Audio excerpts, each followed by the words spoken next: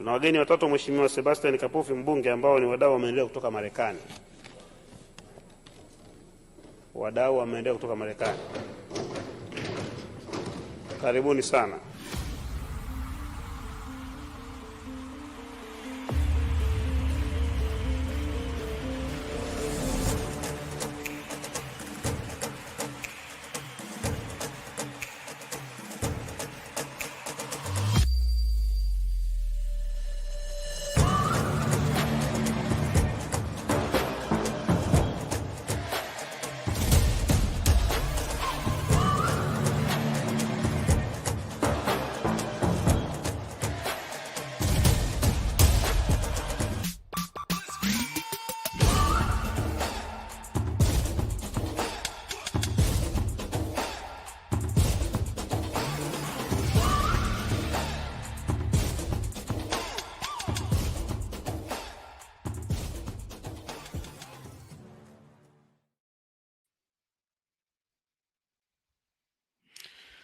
Well, shalom, salama, siyemi, shalom. Greetings to all my Israelite brothers and sisters from around the world. Whether you're of the bloodline of Abraham, Isaac, and Jacob, the house of Israel, or you're a Gentile grafted into the house under the blood of Yahushua HaMashiach, we welcome you this morning. Well, family, it looks like I'm just riding solo with Q2UA discussions. Presented by Quest Unite Africa. Quest Unite Africa, please visit Quest Unite Africa, where you can see all of our gifts and items at our Quest Unite Africa shop.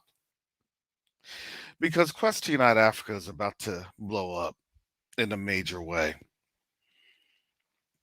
Because we see what's happening on the continent, because the continent is about to blow on a major way.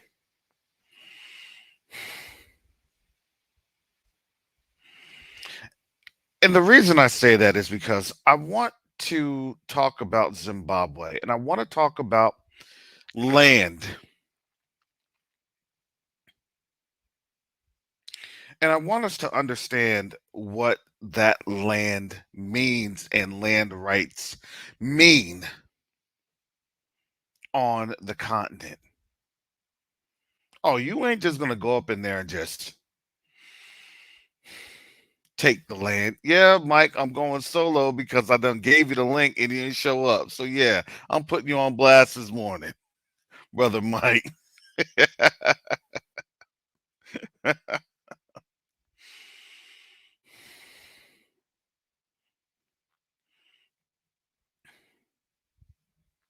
So let me just kind of take you to a foray of me thinking about this and how.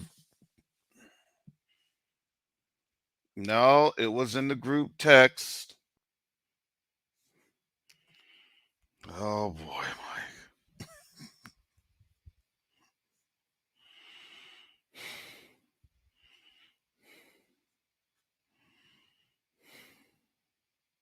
Last night it was in the group text, Mike, at 8 o'clock your time. Around 8:30 your time. No, family, I don't like to show what we have to do behind the scenes.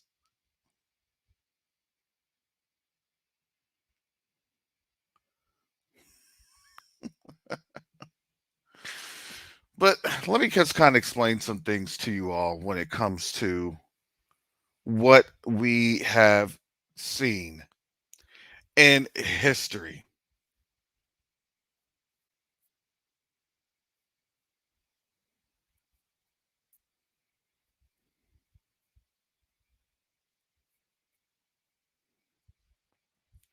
The land that we understand in that area, which is the promised land, especially as you read it in relations to jubilees and things of that nature.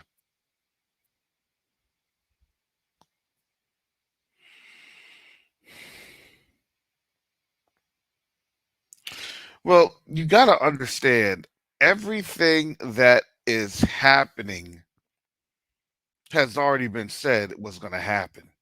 It's just that now they're thinking it's their time, it's their hour, especially as you see Asia getting into the land.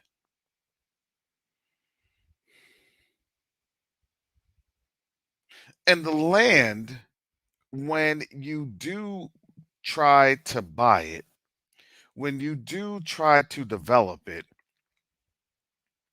there is a very strong caveat and stipulation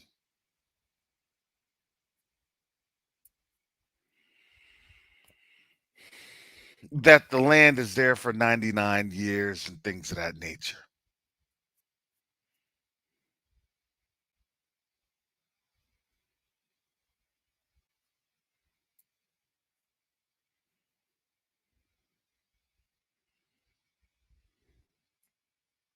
And yes, no, I understand, but that's the system we live in. We live in a system to where Babylon isn't over with yet, so you still have to work in Babylon,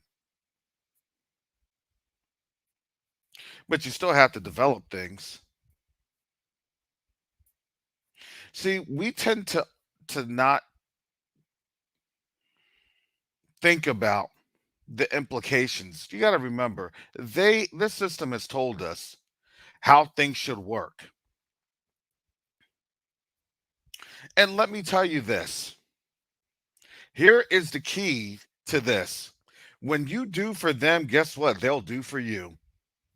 When you provide and you show them how to work things for them, guess what?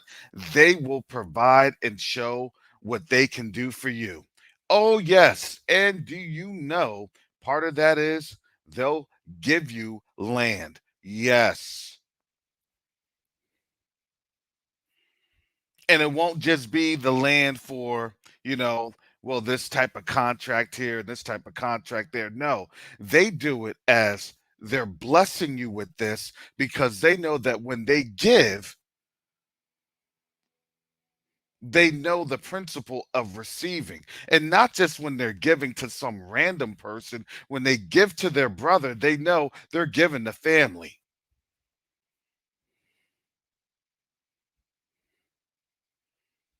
But you just can't go to family and be like, yeah, I see you're all stabbed up. I see you're all cut up. I see you need to be bandaged up and fixed up, but step aside. Let me see what you got going on here.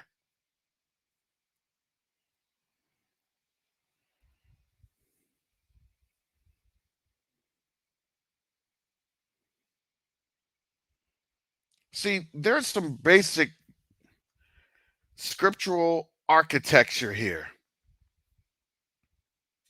that we have not really understood because we've always been told, hey, you need to go there, you need to do this and do that, and guess what? They'll they'll make the contracts and everything else. Let me just tell you this, family. When Brother Mike and I were out there earlier this year,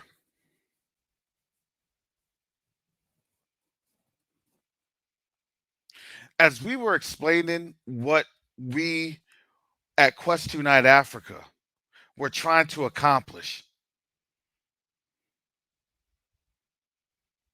right there in Temecca, when we sat with the leaders there in Temecca, when we're sitting with the leaders in Kimboni,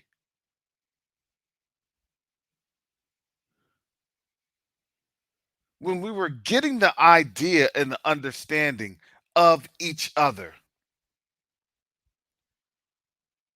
the general theme was, you want land, we got plenty of it.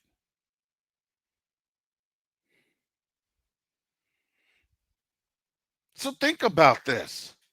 Think about if they give you the land, what are you going to do with it? You want to just sit on it? I got land. I want to sit on it. No. They're asking, how productive will you be with that? How will that be able to be employed? How will that be able to produce? They want an economy that's productive. We had a productive economy until them folks just got greedy and burnt it on down because we woke up. But we know how to build up an economy. You realize our forefathers did that here in America? And everything that we did, they destroyed, and then they just rebranded it as, well, they did it all themselves. No, we've always had the capacity to do business. We've always had the capacity to build economy. We've always had the capacity to circulate wealth amongst us because we always understood how to provide the goods and the services to leverage the trade, to leverage the infrastructure. Oh, well, this is missing. Well, let's see how we can get this component in here. Oh, well, let's do this and do that. Hey, I know how to do that. Oh, okay. Can you go over there? Can you work that function? Can you train folks? Can you do this and do that? And then guess what ends up happening? Folks start to understand, they start to train, and guess what? They start to innovate. If you understood why we've been here and why we have been limited in the capacity, because when we start to innovate, guess what? We start to apply different ideas that then leap over what they have the baseline knowledge of understanding. They become baseline, and then we exponentially grow. And then we say, "Do you not get it?" Yeah, I get it, I get it, I get it. And they don't get it.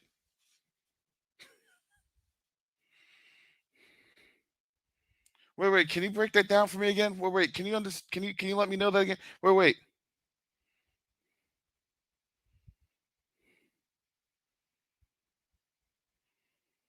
It's not so much about buying land. When people think about buying land, oh, well, I got to buy the land. I got to buy. No, it's really in this capacity, it's about getting on the continent and establishing relationships. Because when you get there, they understand our spirit, they understand our heart. We're not going there to try to conquer a people, we're going there to try to embrace our brothers and sisters. That's something that these folks from Saudi Arabia, UAE, China, India, wherever in Europe, they don't get. It's an embracing of a family. And when you embrace family, then guess what? What does family always do? Man, hey, I got to give you something. I think you should have this. I think you need that. I think you Is it not the Most High that puts things on people's hearts? I'm going to bless you because, man, I love you. Because why? Because we're family. Because you see me again. You bandaged me up.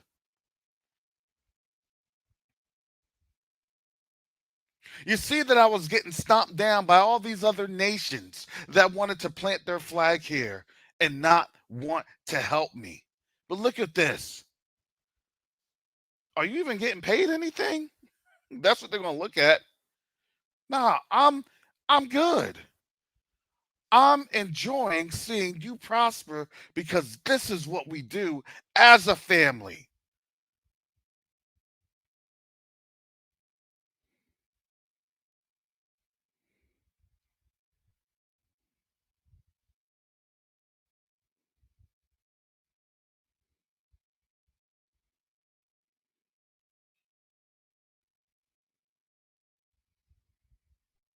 So when they see us coming in these places that our people have already been able to establish themselves in a very limited capacity. The people in those villages, they don't groan. They don't say, "Oh, we got black folks coming in." Oh, we no, no. It's the opposite. They said, "Oh, bring your brothers and sisters back. Bring your family back. Bring our people back. Bring them back to the land. We love having our family here because why? Because they treat us right. They treat us fair.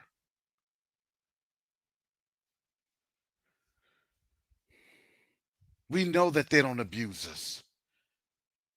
This is what we hear from them, their mouths constantly. When can you do more for us? When can you come on out here? When can you provide? That's what they're doing.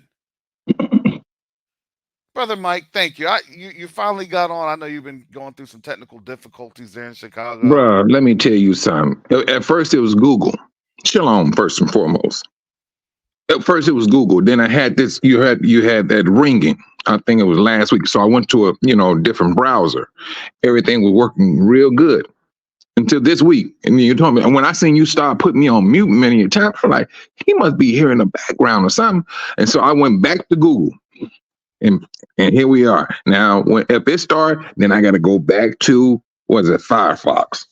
I don't know what's going on. But now, to your question, earlier this, no. Wait, Mike. Sorry, Mike. I got to cut you off. Yeah, go ahead, I brother. told them about when we were there on the continent earlier, Oh, and okay. how our people, how the folks on the continent were saying they want our people back. And they wanted us to demonstrate what it is that we can do. Can you keep your promise? And it was like, once you do that, listen, how much land did they say, look, we have all this land. This is what they're saying when we were in Dodoma. Man, look at all this land here. How did you see that 10-hour drive that you drove? That Yes. you almost died on? Man. How much land is on out here? They were looking at us like, look, the whole 10 hours of it. when Sebastian said, look, the whole land is in front of you. Yeah. Man, do you understand? On both sides of the road. Ooh, nothing but On both valleys, sides. ranges, valleys. Oh, it was beautiful. It was beautiful. And all they want to do is see us be there because why? Because number one, we're a natural protective force. That's who we are. We're Judah. If you didn't know that we're Judah, we're Judah. We always do what? If it's time to go, it's time to go. See, there's only so much that we run from.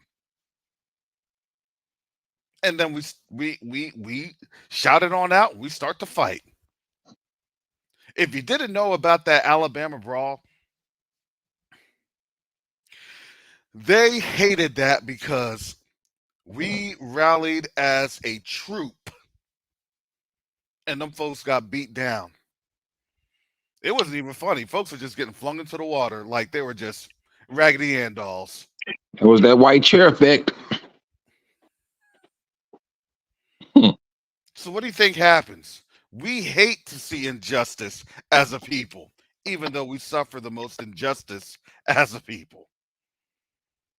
We would rather see when somebody is doing injustice, even for those that hate us, we step on in and say, hey, you know that's not right. Mind your business. And it's funny you just said that. Have you ever noticed this? When you look at rappers and things, and they get into movies, they always end up playing a policeman. Ice Cube. What's that other guy name? Hey, what's his name? Played on CSI. Hey, what was his name? I don't know. Oh man, I forgot his name. T. What's his name? T.I.? No, not T.I. But he did play. He played as a cop too. Ice-T, yeah. Ice-T. CSI. But you know what? My point of saying it is, it's deep down inside them. You know, they want to come off. As a cop. Keeping the peace or whatever the situation may be. You had Tupac who played a cop. But you haven't. You see. So Yeah. you know what I'm saying? If you really go back and look at it, you like Queen Latifah. She plays a cop. We always get it. We go back to that, and Yeah, I don't think Cool J was in CSI. That's right. Yep. Yep.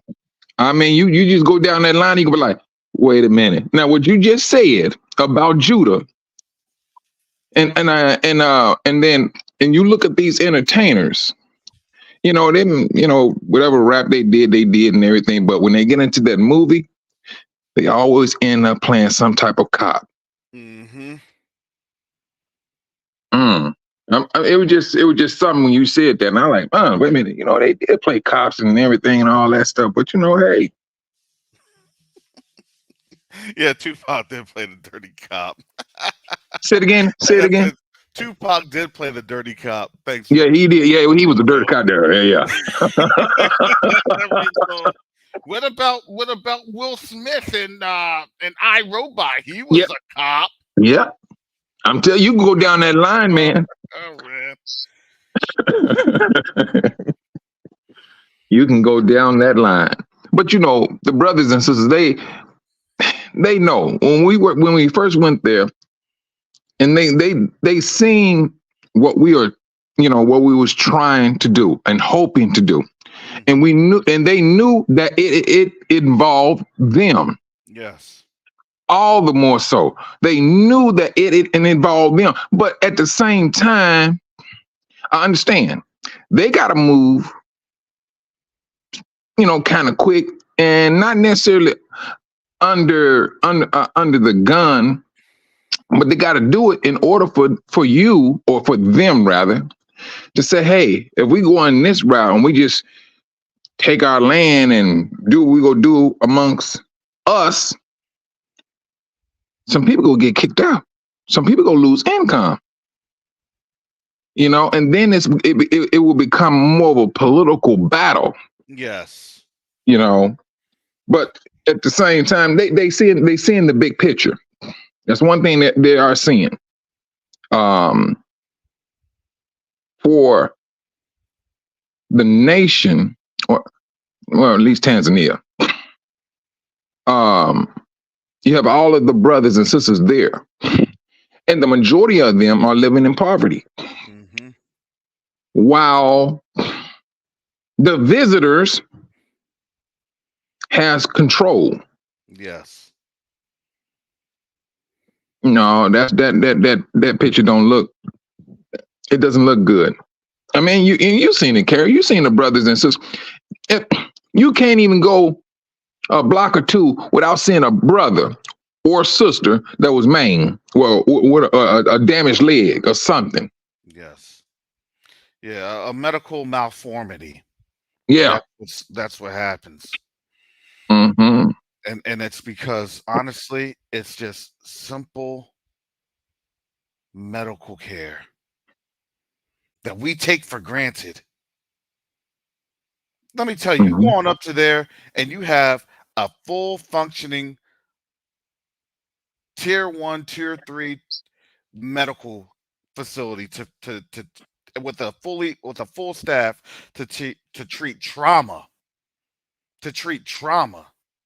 with neurosurgeons, with cardiovascular surgeons, with orthopedic surgeons, with all of the state-of-the-art devices. Do you know how much land they'll give you? Please. See, you have to understand there's an economic model that we're trying to present to you all. You do the business component, they give you the land component. You need to have somewhere to live. I got you. This is something that we tend to ignore in the West. They think, because here's the thing, In the West, let me tell you this, they don't care about your living. What do they say? Just show up to work. But man, I'm living in a van. Don't worry about it. Just show up to work. I can't get any gas. Sorry, that's your problem. Just show up to work. That is so counterculture to what you have on the continent. Oh, you work for me? No, I got to make sure that your needs are met so you can show up to work. Because you, as a person, are the value. You're not the commodity, you're the value. See, you have to understand, for us within here, within the confines of the United States, we're the commodity. Because why? Because we've been on the slave ships. That's what we've been brought on over for. I didn't see anything change with the 13th Amendment. We're still 3/5, which means we still don't have the value that they look at us. Because why? Because we'll never have that value here in our homes, or what people want to say are our homes. So you want to know why? We get so used to being devalued, we just think that, well, guess what? That's just human nature, and it's wrong. That's not human nature. That's not. That's But it actually seemed like it had a below bad. human It nature. seemed like it had a very bad effect on the brothers in the continent than it did with us, because once we started rallying up and things of that nature, no, we got away from that. But there, it kind of took root. It took root. You know, you don't amount to nothing, and the spirit there is good. But if you get into, you really truly dig into it, all I'm looking forward to working for somebody. That's it. Mm-hmm. The majority of brothers and sisters there look forward to working for someone. And like one of the brothers that lived there, and he wanted to do business with us because he held he holds contracts for the streets. He street and sanitation. Mm-hmm. And so he pulled me to the side and said, "Brother, I really want to work with you people. My people here lack vision." He said, "Yeah, the colonizer, they did it, Mm-hmm. but there's nothing you can possibly do to accept once things get to going and they start seeing who you are as a people coming back to your culture."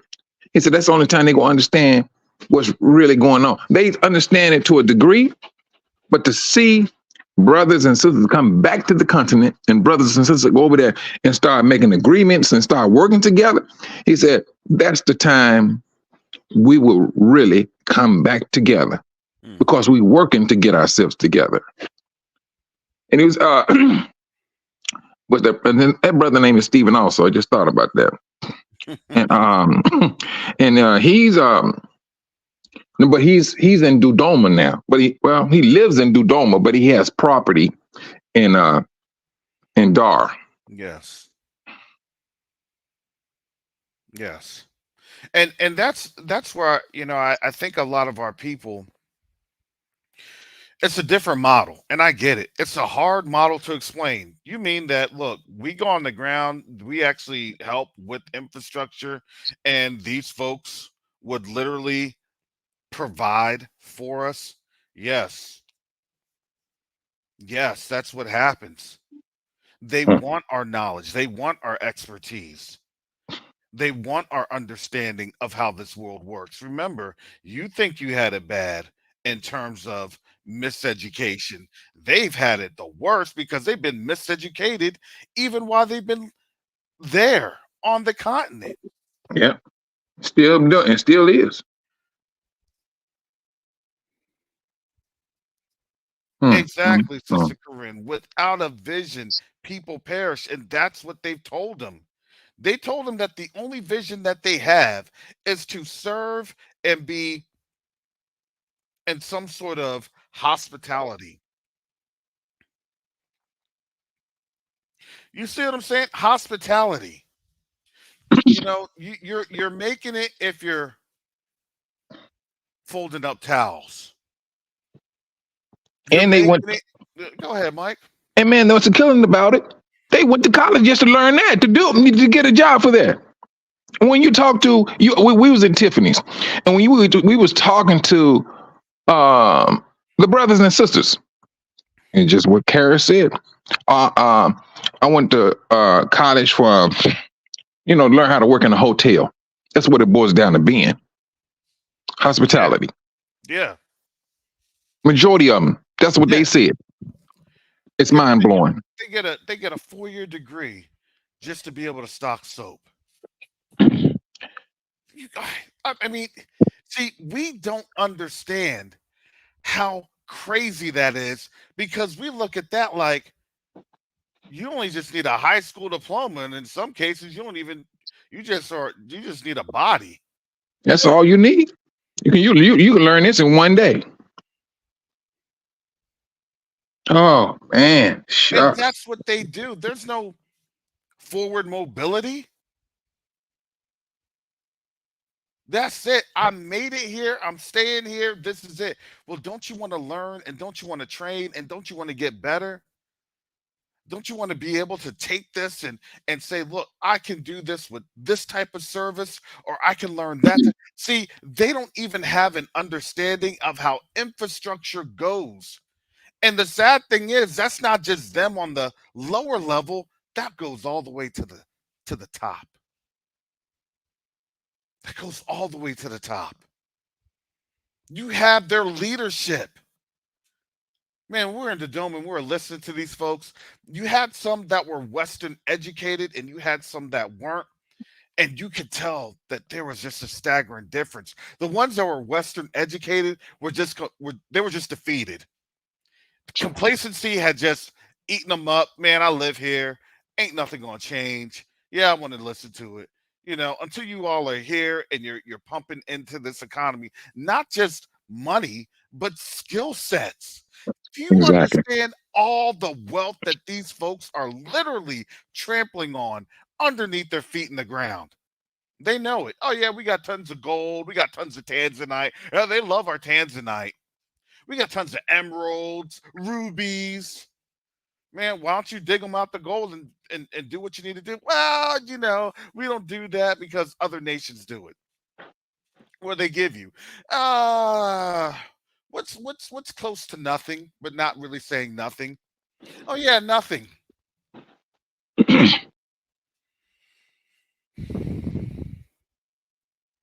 It can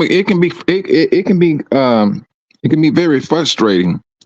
The fact that we went there, and I think that what made it frustrating for us on a level, because we had we had to come back to the States, report to you all, and then we had to do donation to drive donations up for us to go there, do what we need to do. We already met the people we needed to meet.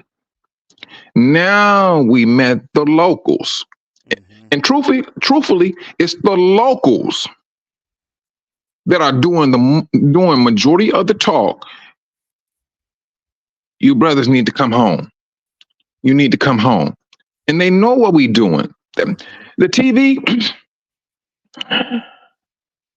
there's a pro and a con to television. But the thing that they looked at was African Americans. They look at and they see us, they think we very rich.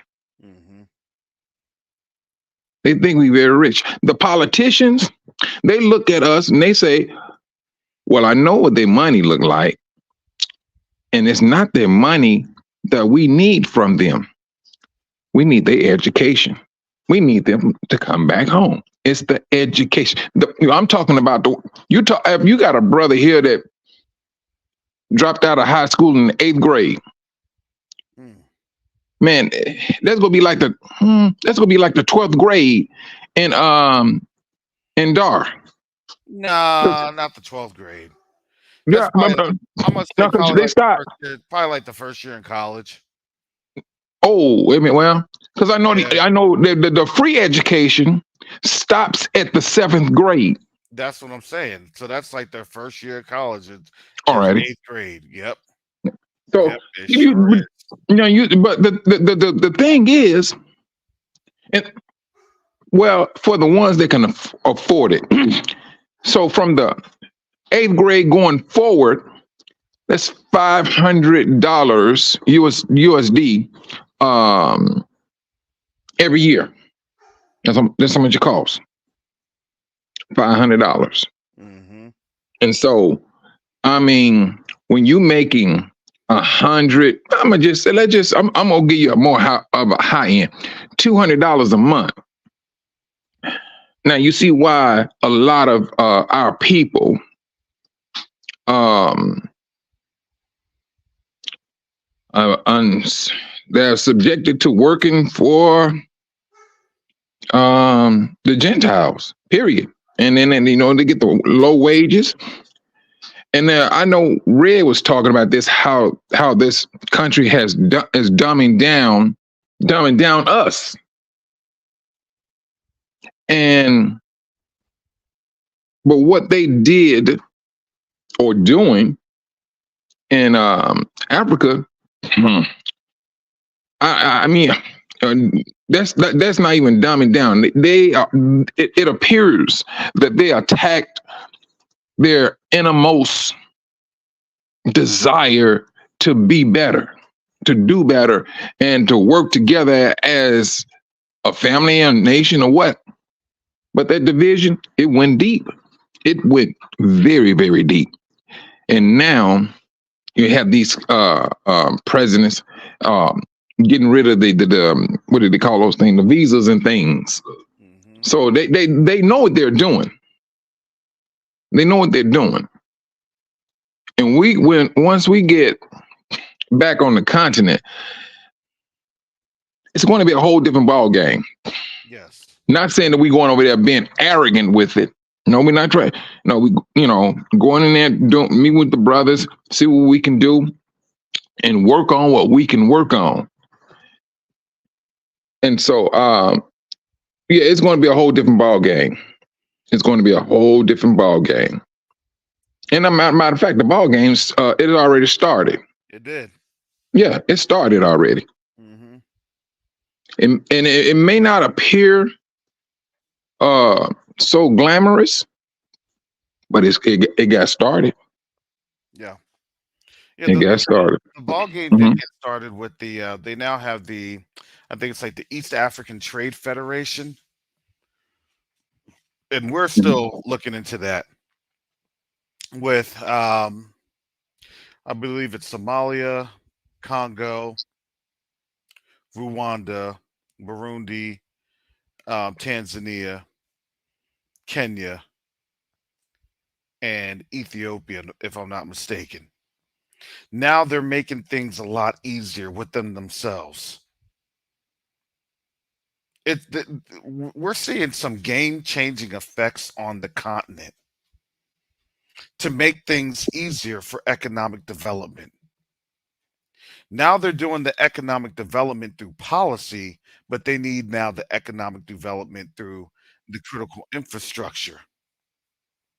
And that critical infrastructure component, that is the trade piece, the skills that we bring to build Mm-hmm. bridges, to build trains, to maintain, to revamp the roads.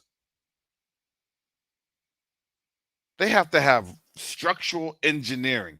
These folks came over from wherever they came at, and they purposefully did a bad job with their roads. Purposefully. Purposely. So that their roads could be decayed within a certain span of time. It's not for 10 years. It's not for 20 years. They continually did that so it could be degraded. So if they think that something is picking up, just give it a little bit of time. Then, oh, well, sorry. It was just the environment, it's climate change, whatever you want to call it. They do inferior services and goods to them on purpose. Because why? Because they know that they don't really have the structural engineers there to really understand how the roads and the components there are done. And if it's done, guess what? It's done by somebody that doesn't look like them. Neither do they look like us here in the United States. They do it for the basis of a continual sabotage.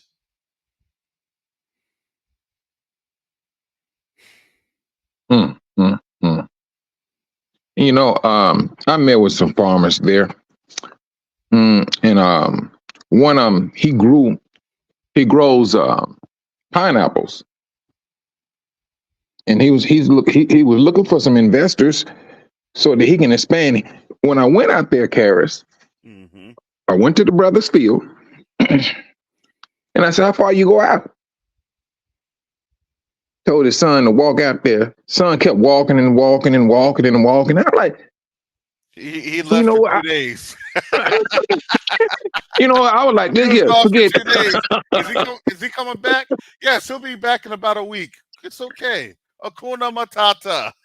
And he said, and what he was saying was, I said, just tell him to come on back. That's cool. I got it. I mean, I got it. Mike's so like, man, we just got to bring a drone out now and just map this thing because that ain't gonna work. we need to get an ATV or something. Yeah, a 4-wheeler or something. But it was just something. How Mike, far? Mike, you should have asked. Did he bring enough water on that journey? You don't need that.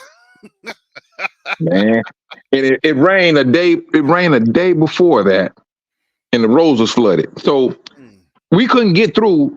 But the driver said, "All right, look here, Mike. We can walk the rest of the way. It's not that far." So it was me, him, and his sister. Because we went to. That's gonna be another conversation. But we went. We walked to the. Matter of fact, we walked to the elders, and you know they sitting out up under the a shade tree, and y'all just sitting there just talking and everything. So we went, and they introduced me to them and things of that nature. But one thing these elders said, and I just told them we just here to visit. I'm just here to visit and everything. He said, "You brothers need to come home." They said that in English. They said that in English. Why are they having this desire that we need to come home? Yes. They have a desire for us to come home. So continuing on, we got to the farmer's land, which is his father. And so I'm trying to get all of this land cleared to expand his farming business. He can't afford to rent a tractor. So he's limited. The rest of it just gonna be, foliage just growing up. But that's what he said he wanted to do. If he can just rent a trailer to clear the land to get it set for him to, he said once it's cleared up, he just maintain it. Make sure that, the foliage don't grow up and overtake the garden. This is what he said he needed. And then, to rent a trailer, I don't know how much it costs to rent a trailer offhand.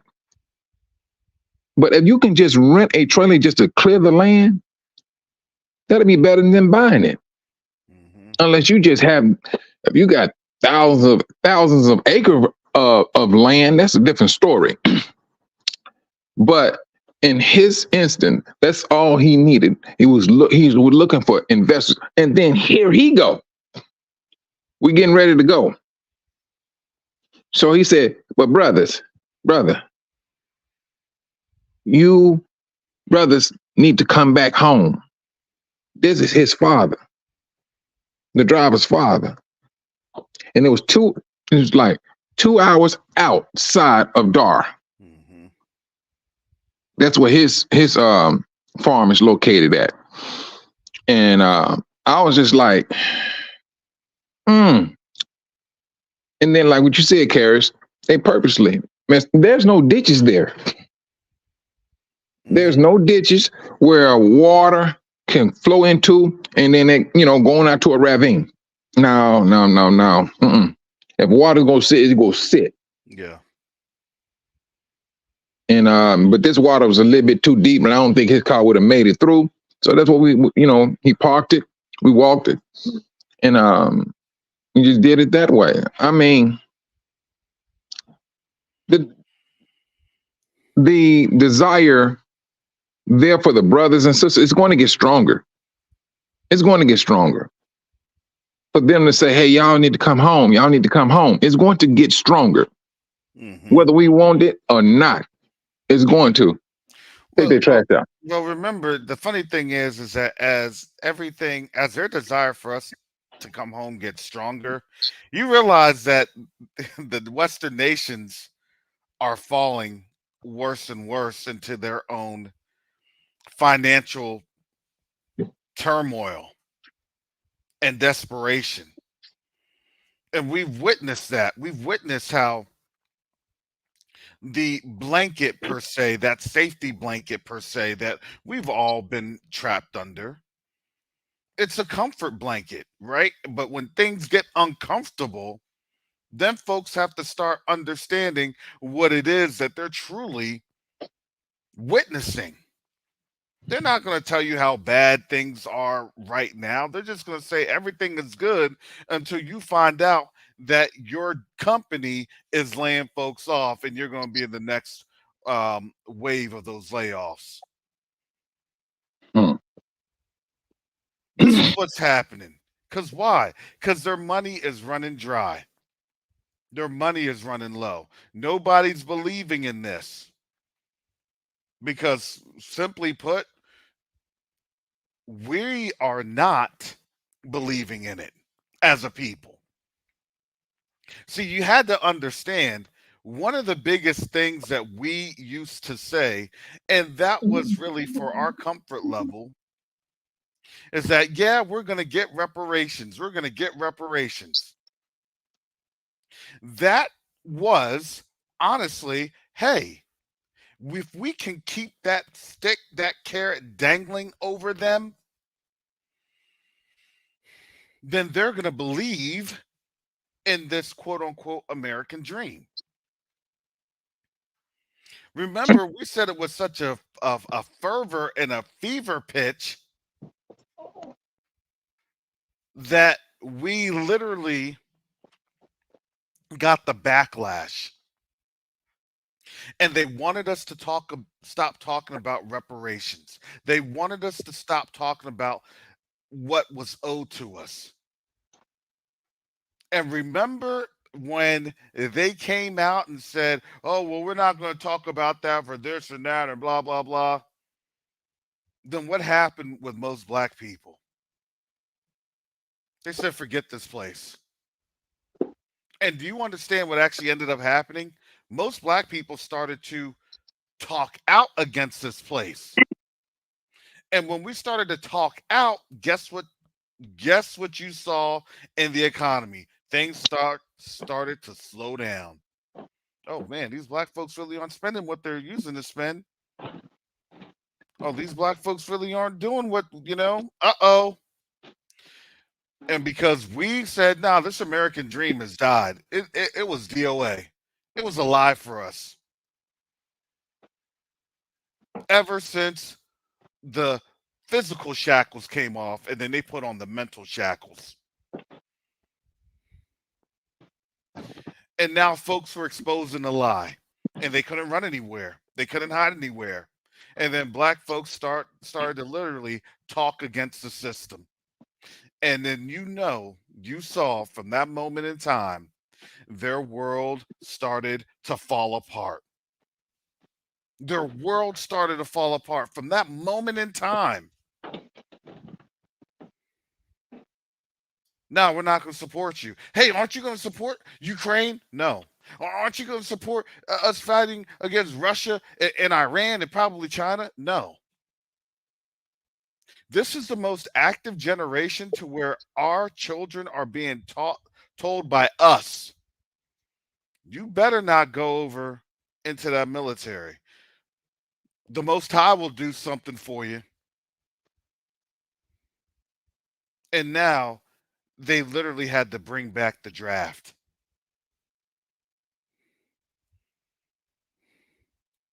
Don't worry, that is still on the table for our family.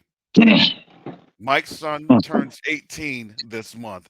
My oldest son turns 18 next month. And we see what's going on. They have no choice but to go to war. And they want our sons and our daughters to make that war possible. Because why? Because the disillusionment, the wool is no longer pulled over our eyes. And that is something that they can't stand. Why don't you look at here the American dream? Look at here the American, because the American dream is not our dream. You mean the European dream? The European dream is dying. I don't know about you, but I look at the African dream of eating food that's healthy and not processed, and not given over to all sorts of chemicals that causes diabetes and cancers. You remember when we was at the hotel and we met with the doctor? Yeah. Now, this is the thing. He was stating that diabetes was on the rise there, and they're giving him medicine. So, but you notice he said they don't have dialysis there. And I'm like, wait a minute, y'all eating all this food from the ground. How is it that you all are coming up with diabetes? And it's it's like baffling me, huh? Yeah, go ahead. Sorry, Mike. Sorry, go ahead. It seems like it's baffling me because, well, I know here when diabetes is so bad, you end up on dialysis. That's the cleansing of your blood. They don't have that there. Not in no village. Not in the village. And so, I mean, but here, those what do you call it? Dialysis locations popping up like Starbucks, especially in black neighborhoods. Especially. So my biggest question is, what is it that they're determining that they had our brothers and sisters there now? This diabetes is on the rise in Africa. And now, could it be that some of the processes of the foods has gotten into their diet? Because I know they was really they pushing this the steroids on the chicken. For all the brothers and sisters that own chicken farms, they give them that steroid. And and unfortunately, you in business to make money, but not at the expense of damaging someone. Because in the long run, that's what it's going to do. Those steroids, you eat the chicken, they go right into you. You remember back in the 80s, and they was talking about how young black girls was filling out as if they was grown. But that's roughly when about when they had put they started with the steroids in the chicken. And so I mean, what they got going on with what they trying to push over there, it's not that it's like we know we need to be back there. We're not going to deal with these steroids here. Let the chicken grow the way it's going to grow. You know, those biblical laws that Yah had for his people that kept not only them clean, but the animals too. And so, I mean, over there, and if you just used to poverty, you see some money, you get more money, you get more money. They always stated this: the most greediest people in the world is poor people. They're the most greediest people in the world, and there's some truth to that. Because once they see some money, and they see what they can do, they go keep going and going and going and going, because they been psychologically damaged from poverty, and nobody want to go down that road no more. They don't want to go down that road, and I know for a fact each and every last one of us can understand that. We can understand it, but there's a measure of respect that we have to have for riches. We don't want to damage our brothers and sisters just because we want more money, you know, and things of that nature. So I mean, there is a limit of moving on. There's a amount of responsibility that comes with doing business and things, and especially when they're dealing with livestock and steroids and things of that nature, because we know the damaging effects of chemicals.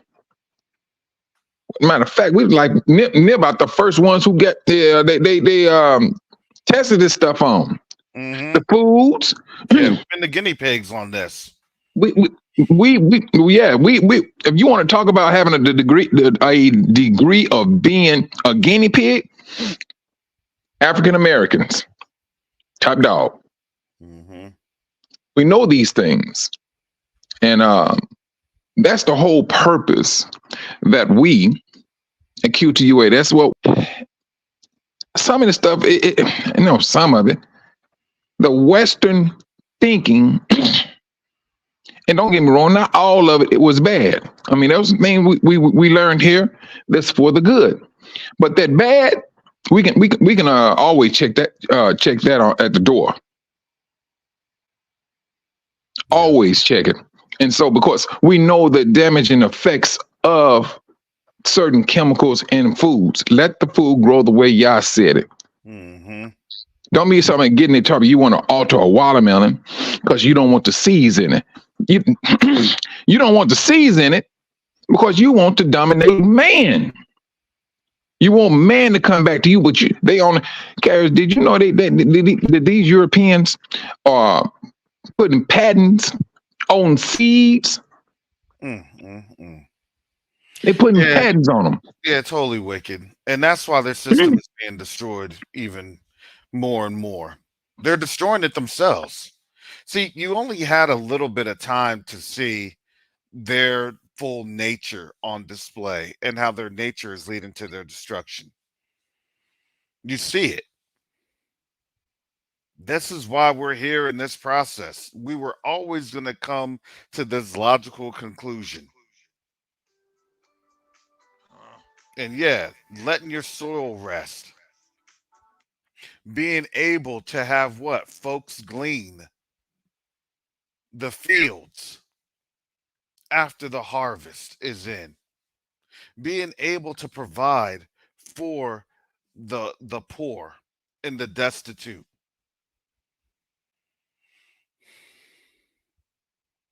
And the notion of the poor and the destitute is brought on by the idea of greed, which is brought on by the idea of never being satiated, never being satisfied. We're living in that society that they're never satisfied. I'm only satisfied if I. No, look, we have to understand we are satisfied when we see our brothers and sisters being able to enjoy life, being able to thrive,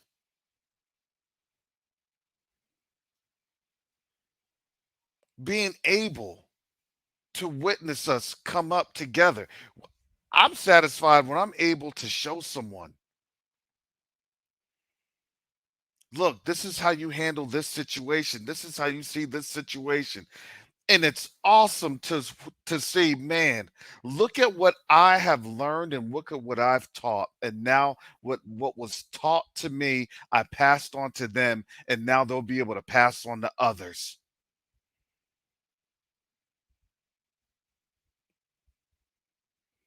That's what we were literally supposed to do as a people when the Most High chose us for himself. That's our satisfaction, is to teach, is to reach, is to show, to demonstrate. That's our satisfaction.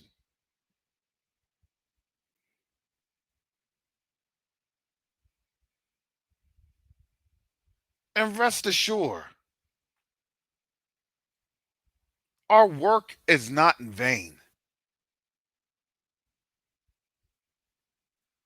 Our work is not in vain. See, their vanity is in inventions to suppress.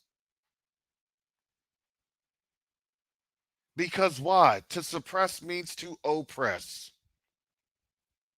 You're never secure in oppressing a people. That's just how it goes. Because now it's them folks that are realizing that they have been oppressed.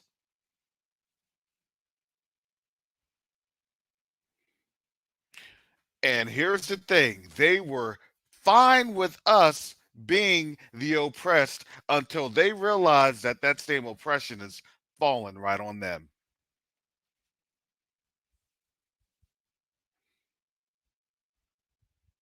That is where they're at right now. And now the whole world can see it. You don't think that these African countries don't see what's happening with us? Yes, they do. But see, right here, as we're getting ourselves together, guess what? They're doing the same thing. They're trying to plan the same way. I reach on out to these places. I make these phone calls with these folks. That's my job. That's what I do. To sit down, to schedule meetings, to talk and see what it is that they're needing, what it is that they would like to have accomplished, what they would see, what they would want to see. They know what they want. They just know that getting there is going to be difficult. They understand what they want to do. They don't understand the literal, superficial barriers that's been raised against them. And it's not because of their own doing, it's because of the other nations that are there in their countries, telling them and influencing what they're allowed to do. And what they're actually doing is they're cutting off the prosperity of their own people at the sake of another nation coming in. This is what we have with Zimbabwe. Yeah, they got their land back, but now 20% of the land is going over to another nation. What do you think is going to happen there? And let me tell you about the Emiratis. You don't have that many Emiratis. You want to know how many Emiratis there literally are? Actual Emiratis. No kidding. Emiratis that get their, what is it? Their, I think, 200,000 or 300,000 a year stipend, probably a little bit more than that, for being a natural Emirati citizen. Yeah, that's what happens in the UAE. I've been there a couple times. You can see my passport's been stamped.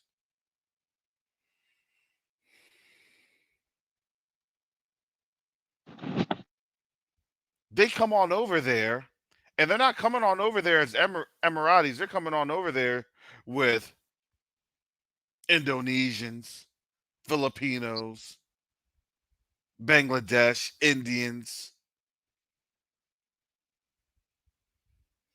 all these other nation groups to go what? To spoil the land. That's literally what it is. That's what they signed. Yeah, we need a special visa with this work thing for the Emirati this or the Emirati that. Understand how they give away their heritage.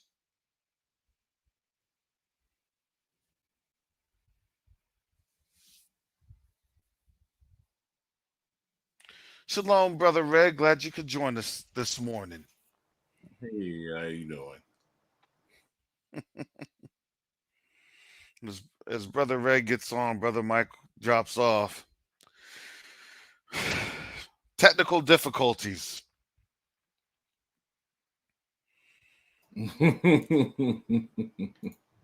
Well, and leading up to that, telecommunications. Being able to have our own telecommunications to run. Being able to communicate is a vital strategic component.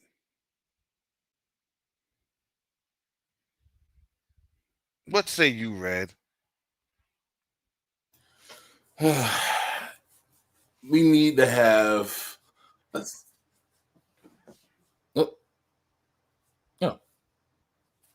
We need to have a system that is separate from the the crazy system that's set up right now. I'll just put it like that. It's really important to put that groundwork in so that we can eventually build up, kind of like what China has. China has the internet, but they have their internet with a firewall blocking out certain stuff, mainly for their censorship reasons. But we want to do it for a reason to keep things holy and pure within the networks and stuff that we create. And also, to keep out certain bad actors and stuff like that. It's important that we really look at this thing from a holistic standpoint. It's not just like coming in and tapping into Gentile made stuff. We're coming in and we're rebuilding things from a righteous standpoint. So that way you don't have a lot of the filth and the contamination that's in a lot of the communications that's going on right now. Because unfortunately, most of the stuff right now has espionage layers to it. It has spiritual filthy layers to it.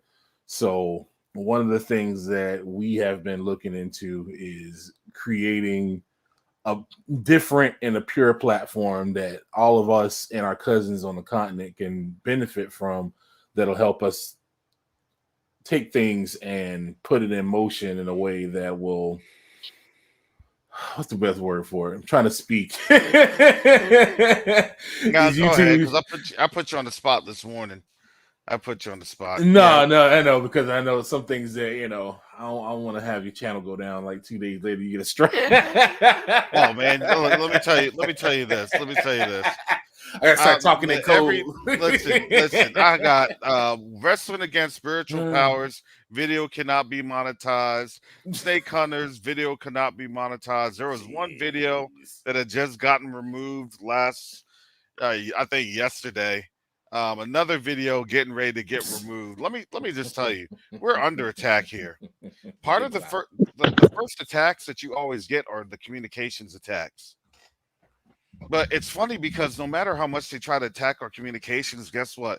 It's not us that's communicating. It's the Most High that's moving. That's right. So no matter what, you can't attack spiritual. Okay, right. You can attack me. I'm a spiritual vessel. I get it. I'm a fleshly thing that the Most High uses. I get it. But guess what? Your arms aren't don't have that width or that capacity to withstand the Most High. You just don't. Absolutely not. Absolutely not. Not gonna Plus, happen. there's a lot of limitations that was built into our current existing network that, I just don't like and disagree with. These things were built with the mindset of feeding and enriching those at the top. Because if you really look into the history of just power and electricity, having a wired electric grid was something that people thought was just crazy and stupid. Nobody wanted to do that back in the day because it was cumbersome and dumb. But when certain folks got a hold of their copper mines, a certain JP Morgan, then all of a sudden, now we have all these wires and all this stuff hanging over our head. So there's a lot of things that we're not even told about the science of technology that we can use for proper communications. And a lot of this stuff is held back because of greed. So once we are, on there, we're going to be building something that's not just brown greed. It's about building it for what's good for the people, having it set up properly so that, hey, we can have a proper wireless system that it don't matter if you're out in the bush somewhere, you can still receive signal, you can still receive electricity, and you can still have access to something that's going to be a balance. It's not going to be digging up and destroying, the environment. It's going to be environmentally friendly, and it's going to be technologically advanced. And that's the kind of stuff that we really talk about a lot and that we look into a lot for doing and building in these different locations, because this is something that's going to be needed. You got to communicate, you got to have things, Africa's huge, man. We always see it small on the map. I don't think it really clicks in our brain to understand how huge this continent is. And there's no way in the world you're going to be having wires running up and down. United States, the continental United States, you can fit into Africa at least, I believe, 3 or 4 times. Big time. Let me ask you something. England, and how many times that little old tiny place can fit in here? What's the time limit on a flight from New York to California? About, let's say 5 hours, maybe. All right. 5 hours. It takes 4 hours to fly from Dar es Salaam to Ethiopia. Yes, it does. You remember that, Karis? Look, it took to fly from Dar es Salaam just to Nairobi. That thing was 3 hours. See, that's what I'm talking about. All you got to do is add these hours up, and then you're from Chicago to Atlanta. What? Straight flight. 2 hours. 2 hours, yeah, about 2 hours. Yeah. All right. So but when you're talking about Africa, you talking about, man, please. It is like what Red said. Africa is so humongous. I don't even think we can even grasp it of how large our country is. Things he was talking about, like open up a trade school. Instead of us, I know once we get them moving on our second wave. No, we talking about me and Red talk about this. Like, hey man, we could buy a switch, break that switch down, and rebuild that switch, and we start from there. We rebuild it, cut out what needs to be cut out, come up with our own boards, and show the brothers and sisters, what we know, and we just move on from there. Because now you go cut people out because you go and get a switch now, and with communications, it's always a loophole where somebody else can get in. It's built that way. It is literally built that way for other people to come in. You can come in and talk, I got a firewall, but after so long, you got to go and change that thing out. It will wear out. Somebody go find a way to get into it. But communications is like what you said, Karis. The first line, that's the first thing people of the nation look at. How can we establish communication? How can we destroy or disrupt communications. But if they knock us off, continue to take down videos and things of that nature, can you imagine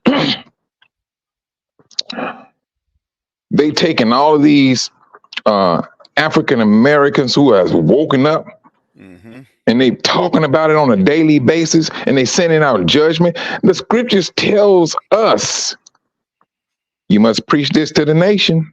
This is a biblical command from Yah that we must do. Whoever, well, if you go back years ago, we probably would never have we would not have thought that we would see YouTube and the platform gets out there. I mean, it's out there. And if you want to go to Europe, they hearing it. They want to go to Africa, they hearing what you preaching. So, but if this nation wants to go in and shut everybody down, the rocks will start to preach. And see, and that, you know, and then from there, already, you just really put yourself in a worse position as a nation. But at the same time, man, we're gonna just keep preaching and trying our best to get back to the continent and work with our brothers, make connections, and keep on talking with them. I mean, they have the land there. Yes, they do. And there's so much land there. Even the Gentiles, they can't even cover that land. Once they see a spot and it's a heavy deposit of gold, they stand right there. They stand right there. Because if Africa was so small, where's all these bulldozers that should be breaking up land, getting all the minerals? These so-called nations that's already there, they can't do it. It's just they cannot do it. It is way too massive, family. I think the Museveni said it. There, Uganda, President Uganda. He said it the best. Africa's empty. Africa is empty. Yep. So we're talking about, oh, well, you know, land. No, shout out to Sister Josephine Israel. She was in the chat. She said, yeah, the nations are going to give us the land. Yes, they are. Because you want to know why? Because that place is empty. Because as soon as we get there, guess what we're going to be doing? We're going to be working that land. And we're going to do what? We're going to multiply that land.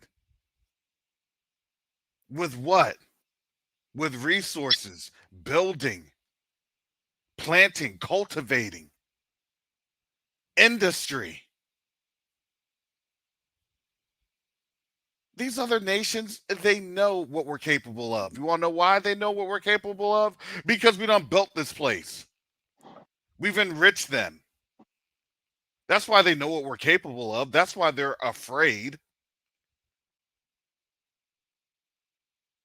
But all we have to do is literally just sit down with them and get in front of their faces. Yep. But it takes a process to get there. It takes a time to get there. Because why? We have to develop the relationship first. Just like we have to develop a relationship with the Most High, with our people. We have to develop a relationship with each other. That all goes hand in hand. We have to walk hand in hand. It's the coming of the two sticks.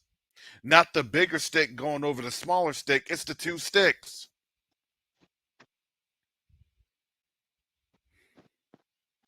And that's what we're doing. We're doing this together as a people. We're learning. If you would have asked me this last year, you know, hey, Brother Karras, you're going to do this, you're going to do this. Number one, you're going to get laid off. And then number two, the Most High is going to support you through this whole process. And you go to the continent at least twice. I would have looked at that person this time last year. They'd be like, nah, I can't see that.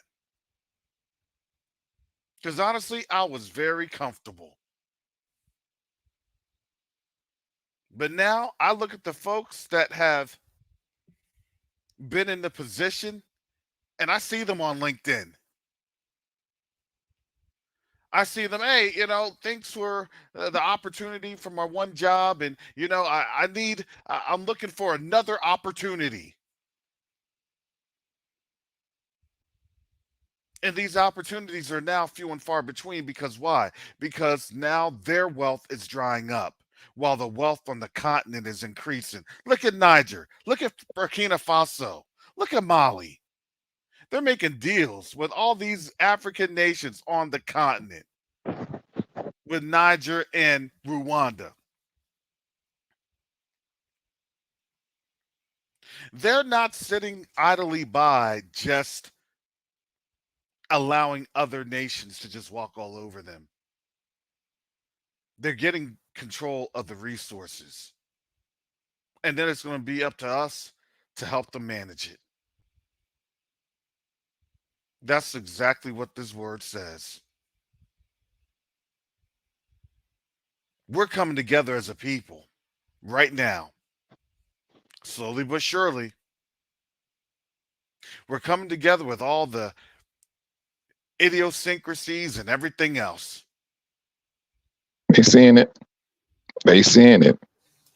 They seeing this. They seeing us coming together. It's always gonna be an emotion that get it started, and that's what it was. And now here we are. How many times we've been in Africa? Three or four times. But the more you go there, the more you want to go back because it's like you want to put your foot on that continent and like that footprint. You don't want that footprint to wash away. And the world's seeing this. They know it's a dangerous thing for us to go back. The world knows this. They know it's a dangerous thing. I remember back in the days, back in the 90s, it was this comedian, and he was joking about it. And he said, these people hate us so much, but they love Michael Jordan. They love Mike Tyson. They love Muhammad Ali. They love the rappers. They love the singers. And so he was just joking. But he said this, but can you imagine all of these superstars, movie stars, musicians, and just the regular old plain ordinary black folk left and went back to Africa? He said, what would this country look like then? And he just broke it on down. There will be no style. There will be no music. He said, when it's all over said and done, not only did we build this country, we made this country. You want our swag, and they do. They could sit up and talk about a black woman until they blue in the face. But all of them always mimic their lifestyle around a black woman. When it's all over said and done,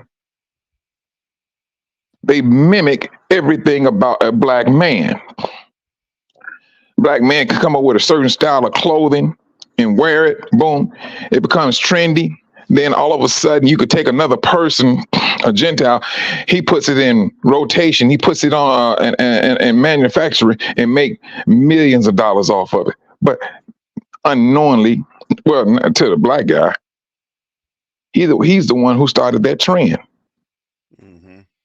We always starting things, and the world profits off of it. That's one thing they do. I mean, well, I'm going to say it this way.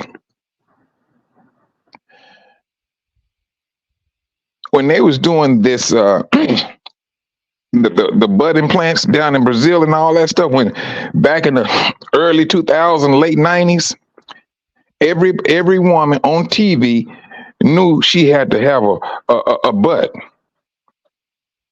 I mean, that was a big and booming business then. And everybody went out there. Where it come from? Where did that line of thought come from? It wasn't like black women was out there just advertising it like that. People just looked and they seen what the desires was. In the world, they jumped on it. And it may sound somewhat kind of gross, but that's what they did. They jumped on it, and they was out there, and they had, the businesses had it out there talking about enhance this, enhance that. They jumped on it, and it all started with us, the trendsetters. I mean, we come up with a slang. Next thing you know, everybody using it. They used to say, "Oh, black people was unintelligent." You say four. Some of them say four. Now, for the one that said four, it always end up in a rap. And so I mean, what you was talking about earlier, Karis, how they attacked the spirit of brothers and sisters, how they was trying to how they did. They demean us. Mm-hmm. They demean us. They had our well, it was biblical too, because y'all said we would not be able to lift our eyes. Mm-hmm. And so now, with this curse gone from us, we lifting up. Those eyes are, they straight high. But you still have African brothers that comes here, and when they see a Gentile, they drop their head and speak to them. I was like, no, bro, we don't drop our heads, we don't drop heads here. Yeah, it's sad. They're still subjugated. They're still subjugated in their own land, and it's sad to witness that. It's heartbreaking. It is. But I mean, like that brother said, if we left, that's Armageddon within itself. No, it's not if, Mike. It's when we leave. Well, you're right. You're right. That's going to be a lot of long faces on a lot of these Gentiles. You're right. Of long faces. It's going to be a lot of long faces. Yeah.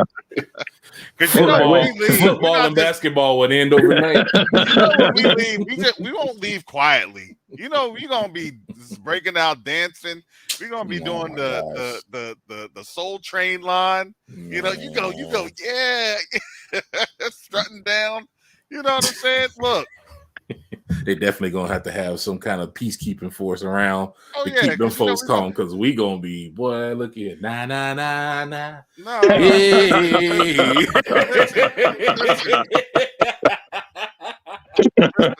They will have to have a peacekeeping force, because Rojo's gonna be making some folks mad with slinging pork bellies at them, slinging bacon bits. He ain't joking. Walking around with his pet pig with some diamonds around the pig neck. Doing a Cupid slide all the way to the pier.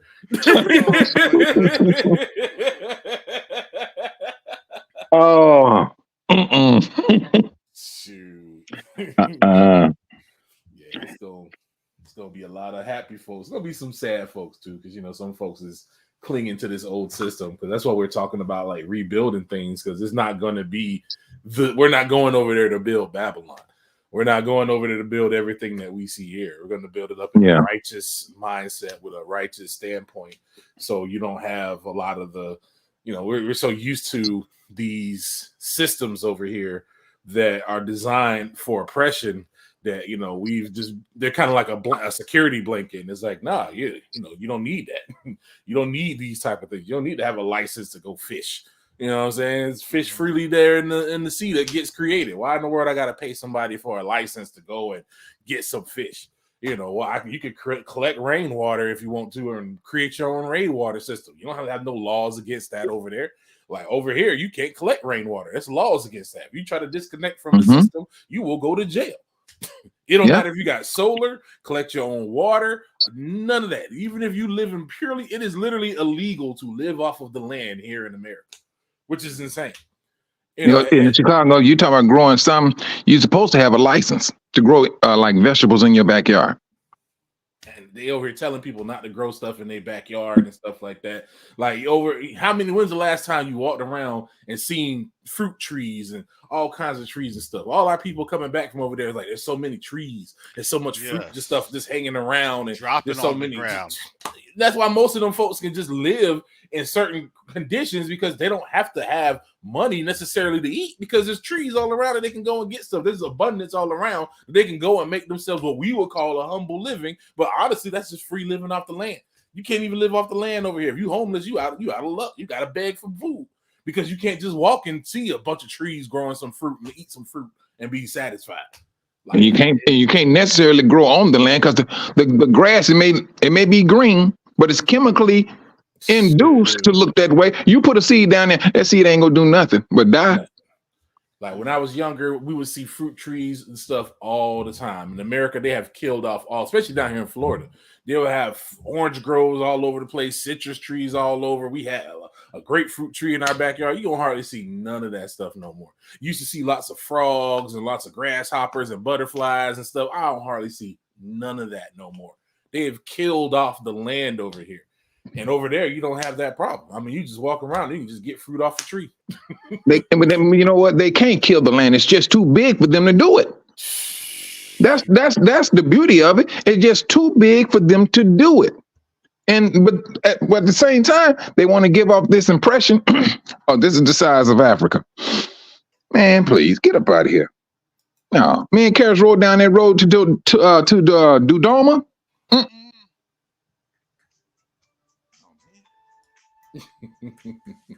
You see fruit just hanging everywhere.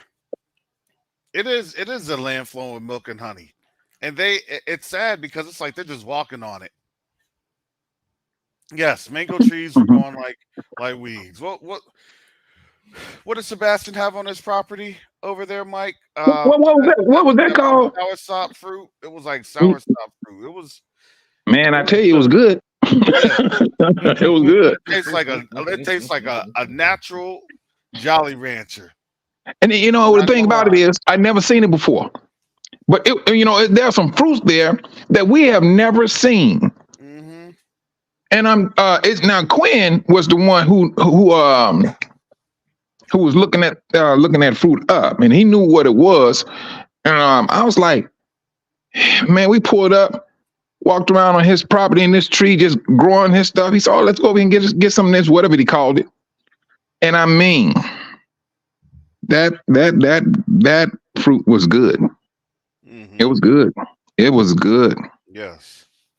Yeah. Like man. And let me tell you, that soil there is so rich. Things will just sprout up like that. All they literally need to have is a good irrigation system so they can have, a little a dripper on there for their soil, and their crops would be just plentiful. And it's crazy, just for the little that they have, they're feeding the whole world. I don't think people understand this. When you eat ice cream with vanilla and chocolate, where do you think most of that comes from? The ingredients to chocolate, the ingredients to vanilla? Come on now. That comes straight from the continent.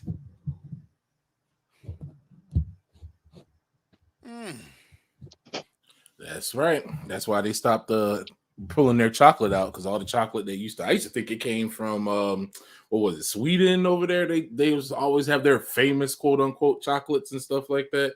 And then come to find out, no, that chocolate was actually coming from Africa.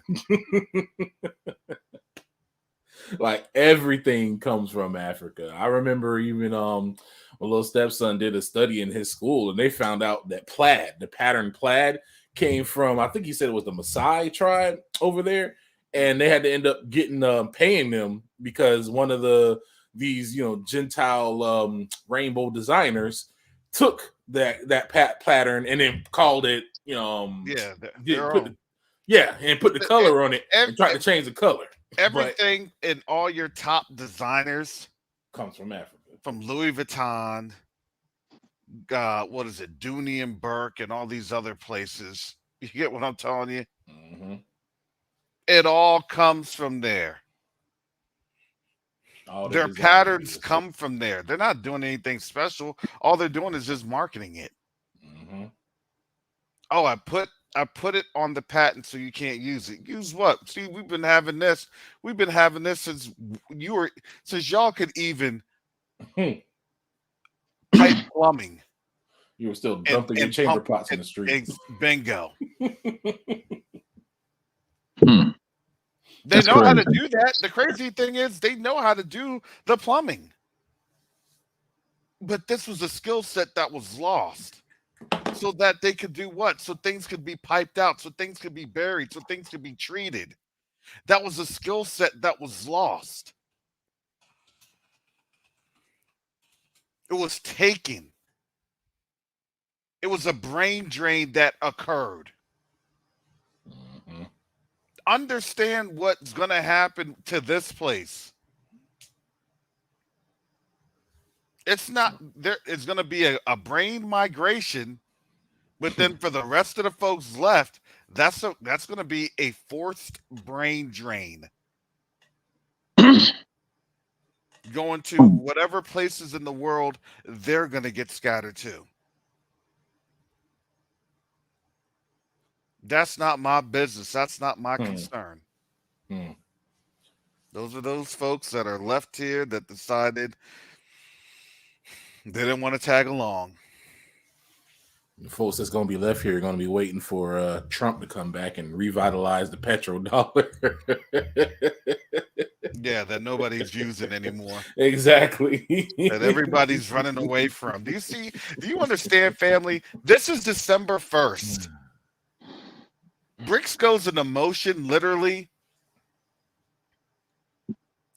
in less than 31 days. Mm-hmm. Yeah. This isn't going to be this next year is going to be a time like no other. Oh yeah, off the top. A time that we've never experienced before. It's going to be so crazy in terms of things escalating.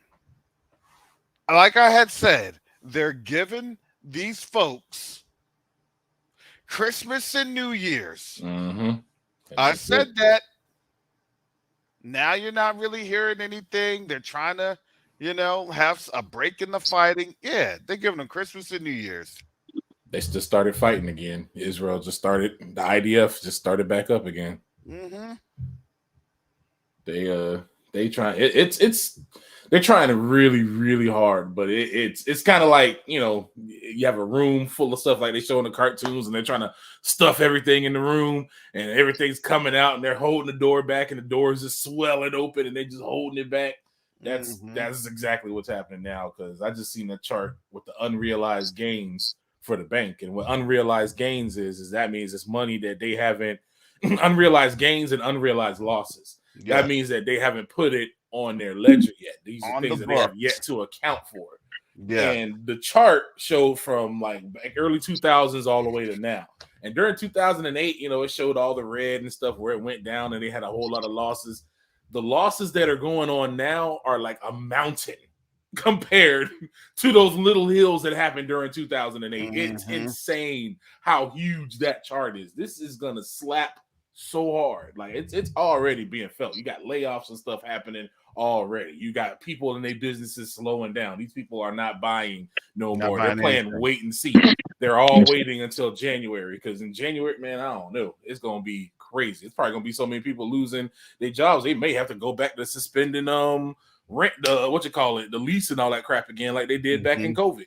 Yeah, the moratoriums, lease moratoriums.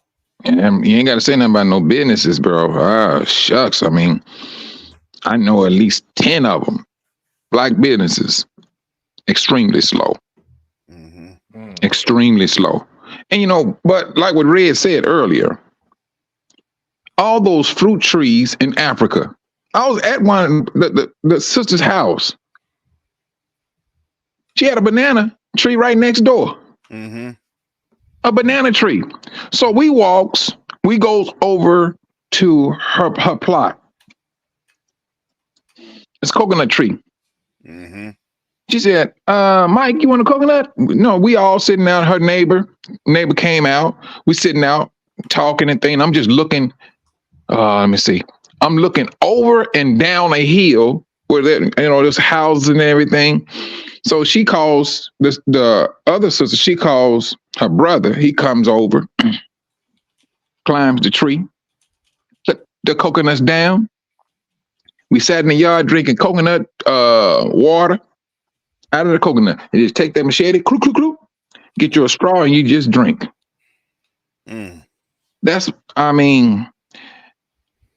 I do not see food shortage ever in Africa. Not on the continent. No. Food shortage on the continent is certainly like,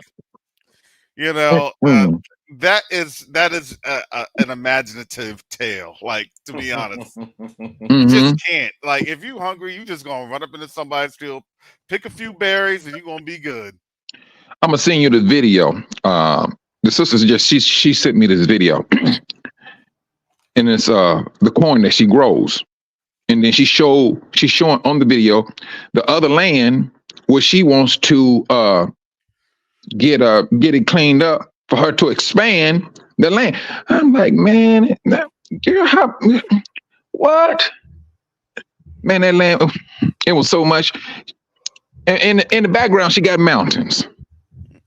Yeah, it's a beautiful landscape, family. I'm telling you, the landscape is it's magnificent. It's magnificent. You just, oh my goodness. Yeah. The rolling hills. Oh. It's so nice that I'm following a lot of African content creators and stuff from over there, just to get a lot of views of the different, culture things and see how things work over there from a standpoint of our people. And Chick-fil-A biscuit trees. I bet you they do. That's deep in the Congo. That's deep in the Congo. You're gonna have to get that little talking gorilla. That's right. You got to fight them great gorillas to get in there. You have to pass the right from eating the fruit off the Popeyes biscuit tree with no water. If you survive, they'll let you into the Chick-fil-A tree. just mouth all sorts of parts.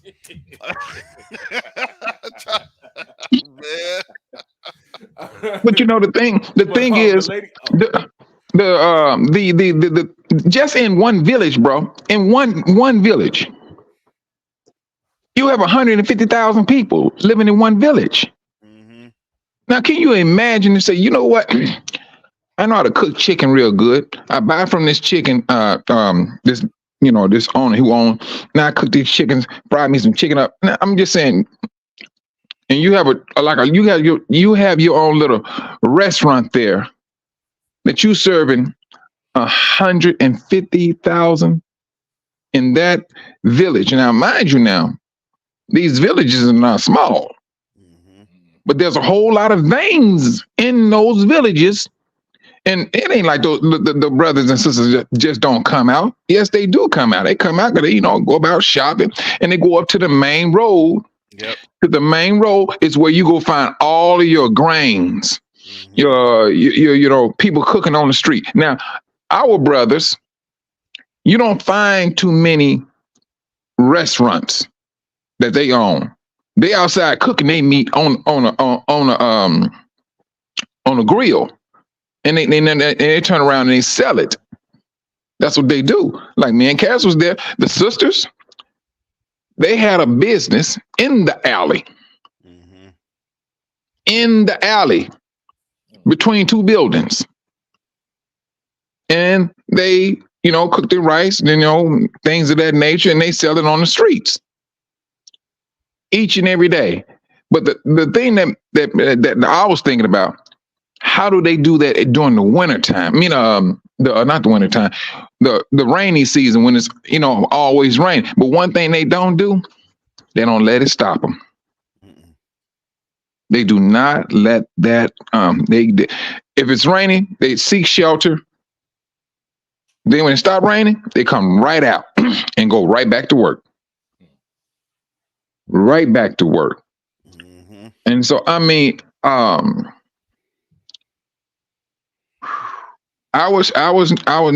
next trip. No. We planning on turning this up a whole.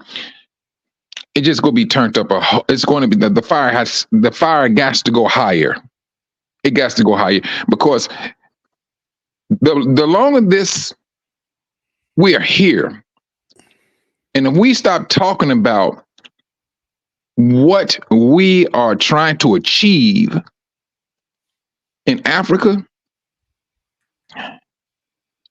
we are dooming ourselves off the top. Because everything that we're doing, whether we know it or not, it's based on scriptures. We got to, Karis got to, speak to the Gentiles, and he said, hey, the scripture here says this is what's going to happen, but you can be saved. That's in the scriptures. You talking about going back home? As quiet as it may appear, it's in the scriptures. Yah said he's going to raise his people eyes. He's going to open up their minds. He's going to start letting them know who they are. This is part of us appreciating and doing our awakening. And our awakening, hey, we're from here. These Gentiles lied to us. We need to get there, do business, and rejoin our brothers there on the continent. Because we already know in our minds, we will be a force to be reckoned with. Now, when we woke up, Hashatan did too. He did. He woke up. He said, "Oh, these Negroes done woke up." Oh, yes, he's in a mad dash panic. Mm-hmm. A mad dash panic. You even got Gentiles going on channels saying, "Hey, I found out that I'm not Jewish," but they was told it was. They said, I'm from Germany, I'm from this, I'm from that. Now, why are they waking up to their truth? All of this, Yah said what did he say? He said, whatever that was kept in the darkness shall come to the light. They are part of that darkness that's coming into the light, not saying that, hey, you're about to receive a whole lot of blessing. No, they waking up to their lies. And there's nothing they can possibly do because it's already prophesied that it's going to happen. We woke up to who we really truly are, and we hidden it. There's no letting go. We don't even argue about who we are. We know that's based on faith. When Yah said this and said that, boom, we hold on to it. There's no ifs, ands, no buts. Now you do have some individuals out there that said, no, we are not, and so and so. And 9 times out of 10, they base their life on Christendom. But that's a dead stick, And it just our way and our desire is to do business and get back to the continent to join our brothers, where those two sticks come back together. Man, I mean, that's going to be a beautiful thing. A beautiful thing. But right now, we're still in captivity. We're still in captivity. Oh, and yeah. The moment we get out of that, all right, our healing starts. Is when that captivity is over with. Well, the captivity it starts with right now we're in a spiritual captivity, right? We can travel, we can do things, for onesies and twosies. Mm-hmm. Not for everybody.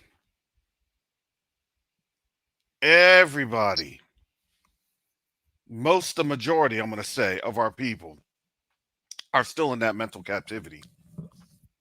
And they're okay being in that mental captivity.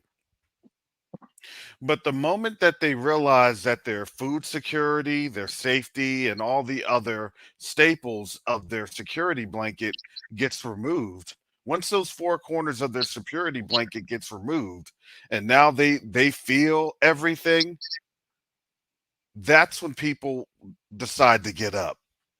Nobody stays in their bed when their covers are off of them. They decide to up and move into the place that's what more comfortable. That's how that goes. With Tanzania, to suspend their visa requirements, they're working on it. Remember, Tanzania is still heavily, heavily, heavily influenced by I'm going to say the Arabian Peninsula. Mm-hmm. So with that, what they try, the intent, and what goes on behind the scenes, it's two different stories. And to be honest, they may just be saying that because you want to know why. It's the cool thing to say without, ruffling feathers. They got to appease the people. Yeah, yeah, yeah, yeah. We're working on that right now. We're working on the feasibility right now. Mm. But see, that goes through with pressure. And who does that pressure have to come from? It has to come from us. At the end of the day, it has to come from us because if not, then they won't do it unless they're pressured into doing it. That's just how it goes. Cash, you notice that the president there, she always got her head covered. Hmm. Yeah. Well, yeah. I mean, that's yeah. Islam. Yeah, Yep. that's Islam. Yeah. So that's just how that goes. Mm, mm, mm. So yes, family, we still have a lot of work to do. This coming December is here. Thank you for family for helping us to meet the goal with our rent. Family, I thank you all. And number one, I thank the Most High who put it on the hearts of our brothers and sisters to provide. Mhm. And family, unfortunately, we're not finished there because there's a lot of things that we have to get done. Red has some time on his hands. He's going to work on the video for what we were working with back in November with our brother, with the Reeves going on over and distributing the mink kits. Now they're coming back home and they're getting more mink kits together. So now we've established our supply chain effort with the mink kits. The work is still not done. We're working through with Rwanda so things can be easier flowing into Tanzania. So we're working on those efforts. We've actually found out, especially with this East African trade, that we are seeing that going through different pockets of that federation actually allows us to work in Tanzania a lot easier. So there's a lot of research that we do. There's a lot of contacts and phone calls that we do. And we have to do via WhatsApp. And there's a lot of patience that we have to have because I have to call people on average at least 8 to 9 times to get things scheduled. Folks, we wait on meetings where folks won't even show up because Yeah. on the continent there may be some internet issues. Mike is reaching on out to folks that he knows in Rwanda. Yeah. We're reaching on out to folks that we know in Uganda. You all give us great connections. And we definitely appreciate it because that's how we work. We're only supported in doing this through you all's help. Hey, did you reach on out to here? No, thank you. Appreciate it. And then we make and establish the contact. That's all we do. And then as the Most High opens up these doors and opens up a way, then we begin to move. Then we begin to mobilize off of the planning that we've done within the organization, within our teams. We're learning our brothers and sisters. That's why we have a cultural engagement team. Understanding who they are, understanding what they think of us, right? How do they see us? How to reflect to them? If we don't know what we look like in the mirror to them,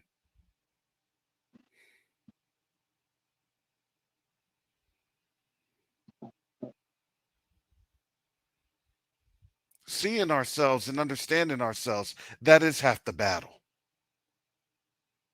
Because you got to understand, they want to be able to run with us.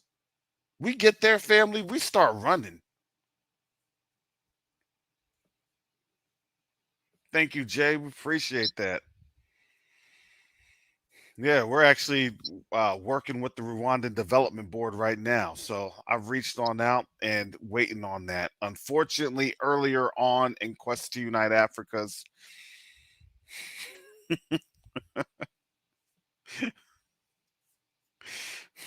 the earlier days, Rwanda was totally fumbled. Getting emotional. Totally fumbled. So now we have to, it's a slow process to earn back the trust. And there's so many opportunities. But sometimes we also know this. It's up to the Most High to open up doors again, to bring to heal the rifts.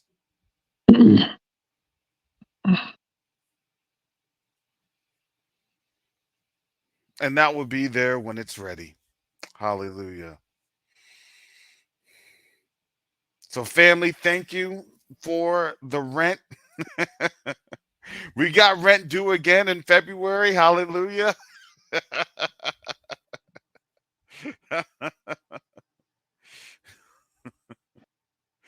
We'll be coming back.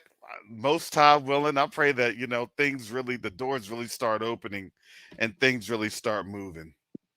I need everyone to pray for our 501c3. That is finalized here. So I had let folks know in my overzealousness to get the 501c3 worked on. We actually did have it assigned to a determination specialist and it got dropped. I said, why did it get dropped? Nobody can give me an answer. No one can give an answer. And then Sister Shar said, look, Brother Karras, you're working in a government bureaucracy. They don't want to see all that paperwork that you've been sending them. Because every single time I would contact them, I would get all the information of the date that I contacted, and then I would send a nice follow-up fax, which added to the paperwork. Exactly. Hey, Karras. My application is too black. Exactly. Who's that brother? Who's that brother Jay? Say he's gonna be there and where's he going, to Uganda? Yeah, Or Rwanda? Yeah, Rwanda. Jay said he was gonna be in Rwanda. All right. Yeah, reach on out to us, Brother Jay, because yes, the more folks that we that we have that can, point us in the right direction and help us on out, I'm telling you, the currency is connection. People think that the currency is just money. No, it's not. No, it's not. They got all the resources. You know, our money is just literally, it's just a wish. They got all the resources early on the ground. Right there on the ground. It's the relationship that they value.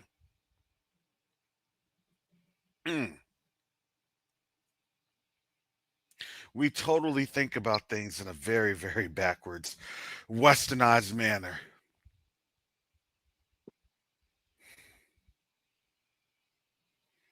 So yeah, family.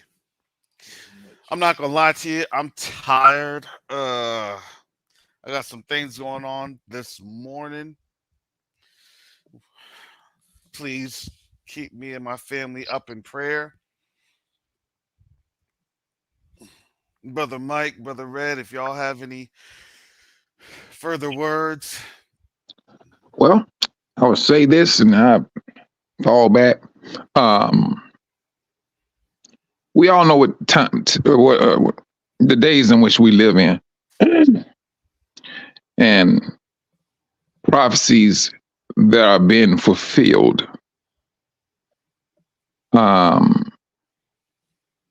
We want to really keep our minds focused on that. Stay within the scriptures. Always relying on Yah. And there's going to be brothers and sisters that's going to be pushing ahead on other things that needs to get done. In the very near future, we're going to be moving a whole lot faster than what we are doing now, and that's including with Q2UA. We're going to be moving a whole lot faster. It is important that we, stay up to date, because it can be overwhelming when you starting off going 30 miles per hour, and then in a matter of seconds you're at 110. Mm-hmm. And see, Yah said in the last days he was going to speed it up in his due time. It's speeding up. Prophecies have been fulfilled. So let's just stay focused on the scriptures along with our actions, because we Yah said he blesses people with have that action. We all putting that action in. The brothers and sisters at Q2UA, the prayer team, you have who else? The grant team. You got all these different brothers and sisters that are working to get work done on the continent, to find relationships, to talk to brothers and sisters on the continent, where we can meet them, greet them, and see, hey, how can we work together? That's the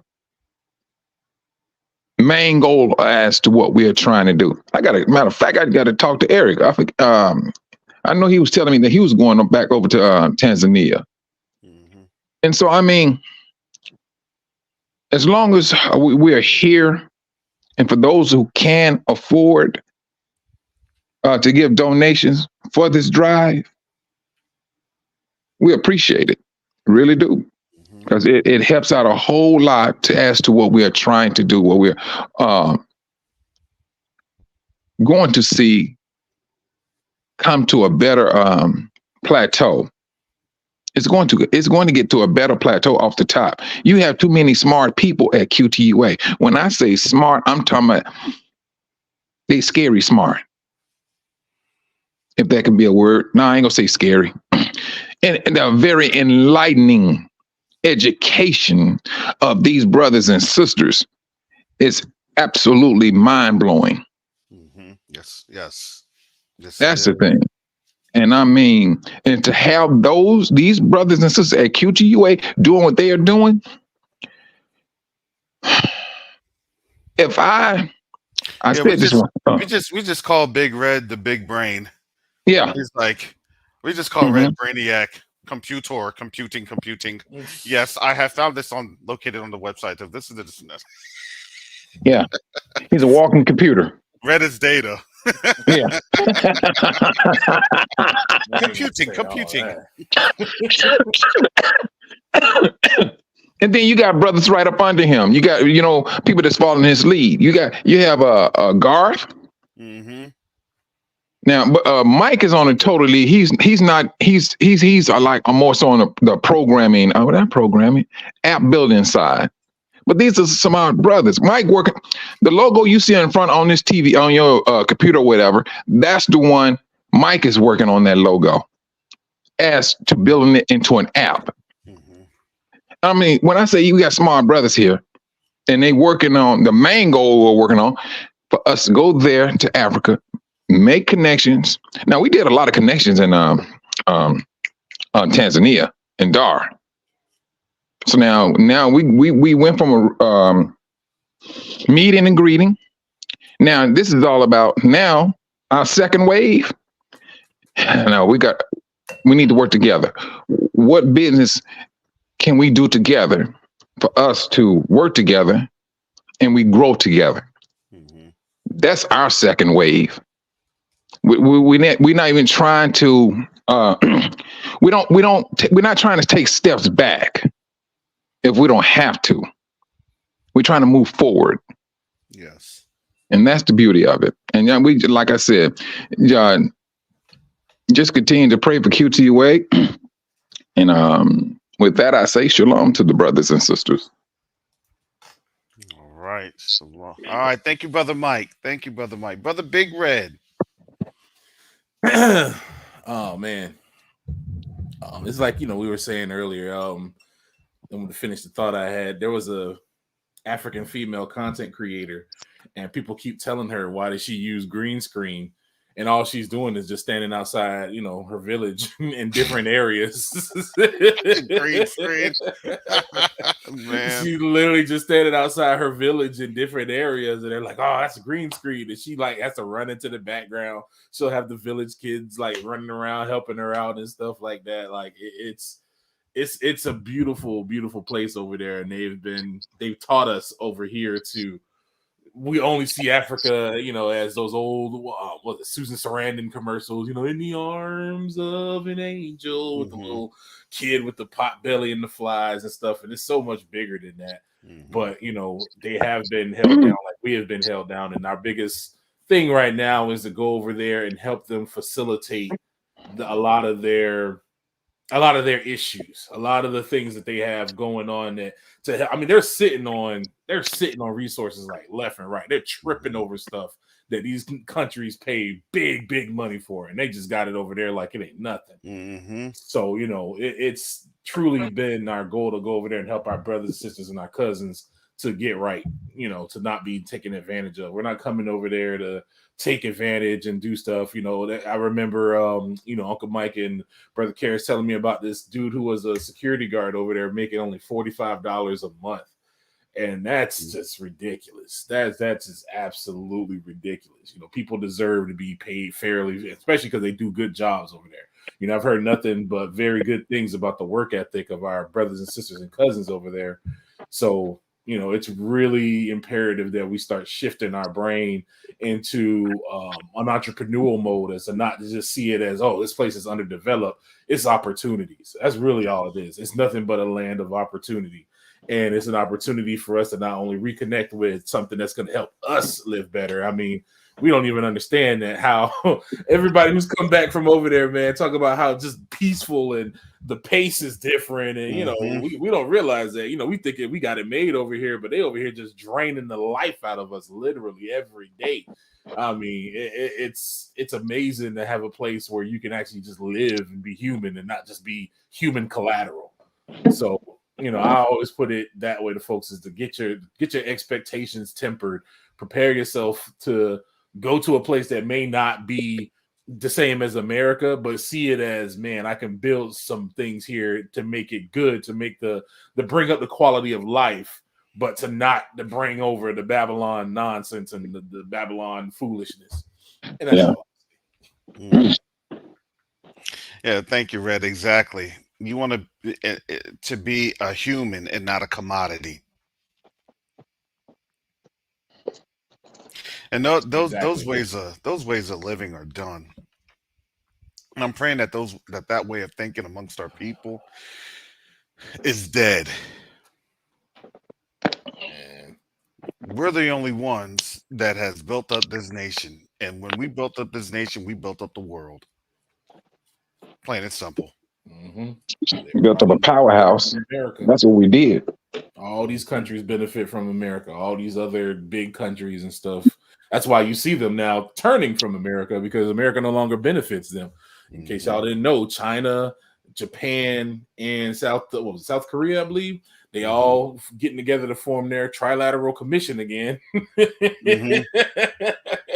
And so, America is not having too many allies right now. Europe is looking at America real sideways right now. Real suspect. Their way of life is going down, and clinging to this dollar is looking crazy. I know they'll tell you, if you look at the American finance shows, they'll tell you China and Russia is just dying and their economies are falling. Yes, they're falling according to the dollar measurement market because they're dumping their dollars. But if you look at them in their overall economic market, they're thriving. China and Russia got all kinds of trade going on. China just inked a deal with Saudi Arabia to buy specifically in yuan and get oil in yuan.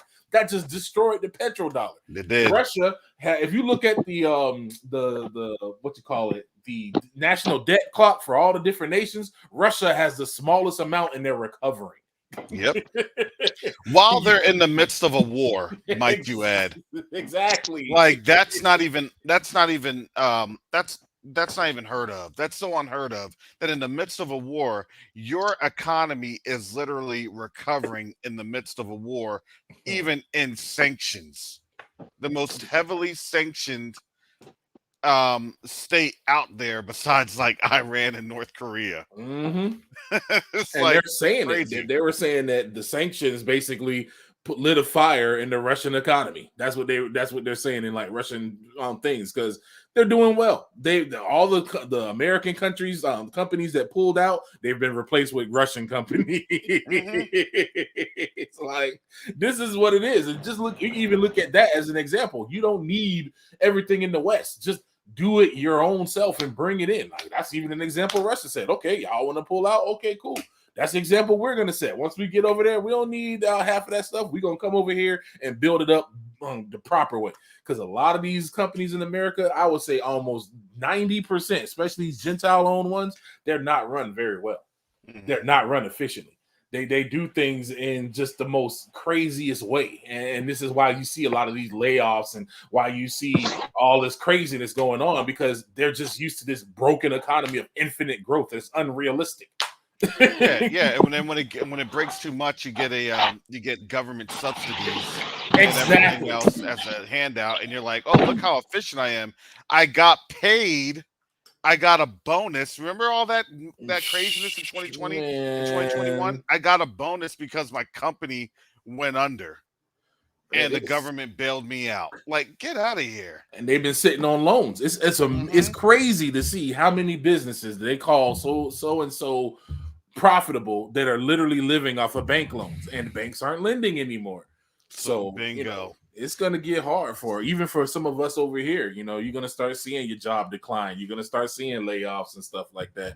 It's just important to keep the thing in mind that, hey, we know that we in this thing, it's not bad. It's a good thing. It's a good thing. It's a temporary, annoyance.